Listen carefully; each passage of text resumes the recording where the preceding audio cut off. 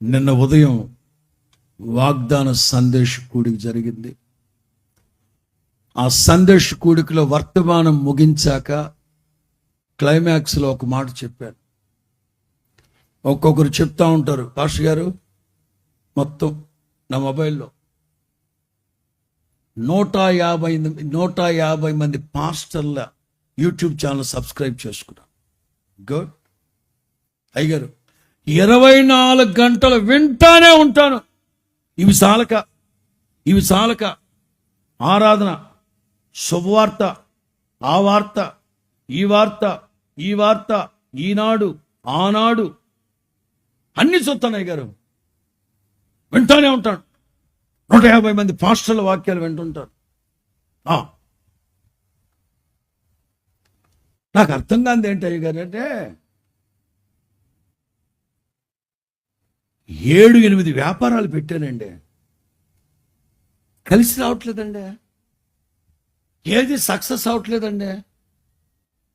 ఈ జాన్వేస్లు పెట్టాడండి, మీ జాన్వేస్లు పెట్టాడండి, రాజమండ్రిలో మా డాక్టర్ గారు ఉన్నారండి, జాన్వేస్ డాక్టర్ గారు ఉన్నారండి, ప్రపంచంలో ఎంతమంది జాన్వేస్లు అందరూ పెట్టానండి. అలాగేనండి, అబ్రాం గారిది పెట్టానండి, రమేష్ గారిది పెట్టానండి, రాజయ్య గారిది పెట్టానండి, పిడిలయ్య గారిది పెట్టానండి. అన్ని ఇంటానే ఉంటానండి బాబా, అన్ని ఇంటానే ఉంటాను. 7-8 వ్యాపారాలు చేశా, సక్సెస్ అవ్వలేదండి బాబా. రైట్,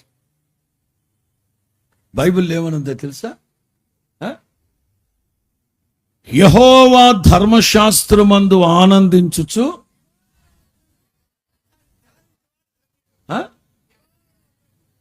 నువ్వు ఉన్నావు కానీ దివారాత్రులు వినేవాడు కాదు.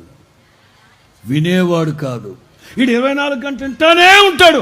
ధ్యానించేది ఎప్పుడు రా నీ దుంపాదేగా? ధ్యానించువాడు ధన్యుడు, అతడు నీటి కాలువలో ఎవరైనా నాటబడినదై ఆకువాడక తన కాలమందు ఫలమిచ్చు చెట్టు వలె అతడు చేయునదంతయు. ఒరే పిచ్చోడా, 8 వ్యాపారాలు చేస్తే ఒక్కటి కలిసి రాకపోవడానికి కారణం నీ బ్రతుకు దినములన్నిట వింటున్నావు. ధ్యానించేది ఎప్పుడురా? దేవుడు చట్టం రాసేటప్పుడు, కాన్స్టిట్యూషన్ రాసేటప్పుడు నెమరు వేయు జంతువు పరిశుద్ధమైనది, మీరు దాన్ని తినచ్చు. అందుకే మనం అబ్రాహాం తినేది.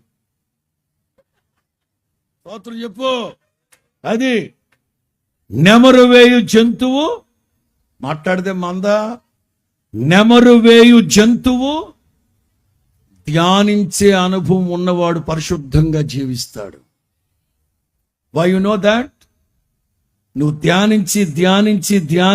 ధ్యానించి ఆ విటమిన్ దిగుతూ ఉంటుంది నీలో, ఆ వైటమిన్, ఆ పౌష్టిక విలువలు నీకు దిగుతూ ఉంటాయి ధ్యానిస్తున్నప్పుడు.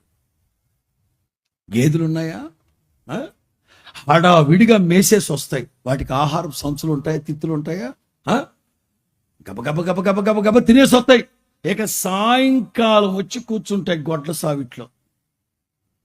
సాయంకాలం 6 గంటలు మొదలుకొని తెల్లవారి 6 గంటల వరకు ఏం చేస్తాయి? ఎవడరా కాళ్ళు ఎత్తి పడుకుంటాయిందా? చూసావు అక్క నువ్వా? కాళ్ళు ఎత్తి పడుకుంటుందా? ఏం చేస్తుంటుంది? అబ్బా జొల్లు కారుస్తానే ఉంటుంది, నెమరు ఏస్తానే ఉంటుంది, అంటానే ఉంటుంది, నెమరు వేస్తానే ఉంటుంది, వేడివేడిగా పసక్కని వేస్తానే ఉంటుంది తోక. మరలా తెల్లవారేంత వరకు ధ్యానించాలి. రాసుకుంటే కుదరదు, 150 ఛానల్ సబ్స్క్రైబ్ చేసుకుంటే కుదరదు, వింటే సరిపోదురా. ధ్యానించువాడు ధన్యుడు, అతడు చేయునదంతయు. చిన్న ట్విస్ట్ మిస్ అయిపోతున్నారు దైవజనాంగమా. బలమైన మేత తినాలి,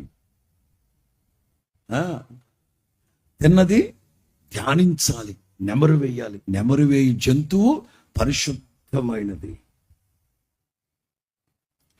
యేసుక్రీస్తు మీ పితరులు మన్నా తిన్నారు, మన్నైపోయారు. దేవదూతల ఆహారం అనబడే తిన్నారు, మన్నైపోయారు. నేను పరలోకము నుంచి దిగి వచ్చిన జీవాహారం. నన్ను పంపినవాడు జీవము కలిగిన వాడు గనక నా శరీరాన్ని తిని నా రక్తం పానం చేయువాడు అని. నేను అంటే వాక్యం, అంతే కదా. చాలామంది బుర్ర తక్కువ వాళ్ళకి అర్థం కాక, ఏమంటే మేమే మనిషి మాంసం తినేవాళ్ళం అనుకున్నారు మీరు అని. ఈ బోధ చాలా కఠినంగా ఉందని ఆయన వదిలిపెట్టి వెళ్ళిపోయారట. మరికెన్నడూ ఆయనను వెంబడించలేదట. యేసు ప్రభు అడిగారు, అందరూ నన్ను విడిచిపెట్టి వెళ్ళిపోతున్నారు, మీరు కూడా వెళ్ళిపోతారు. ఎక్కడికి వెళ్తామండి? ఎక్కడికి వెళ్ళేది? నిత్య జీవపు మాటలు, పాటలు, ఓటలు, బాటలు కలిగిన నిన్ను విడిచిపెట్టి మేము ఎక్కడికి వెళ్తాం? మరి వాళ్ళు వెళ్ళిపోతున్నారుగా, కఠినంగా ఉందని అంటే బుర్ర తక్కువ వాళ్ళు అర్థమై సావుక. మీ వాక్యం శ్రేష్టమైంది, మీ వాక్యం ఉన్నతమైంది, మీ వాక్యం బ్రతికించేది, మీ వాక్యం వెలిగిస్తుంది, మీ వాక్యం వివేచనిస్తుంది, మీ వాక్యం తెలివితేటలు ఇస్తుంది, మీ వాక్యం త్రోవ చూపుతుంది.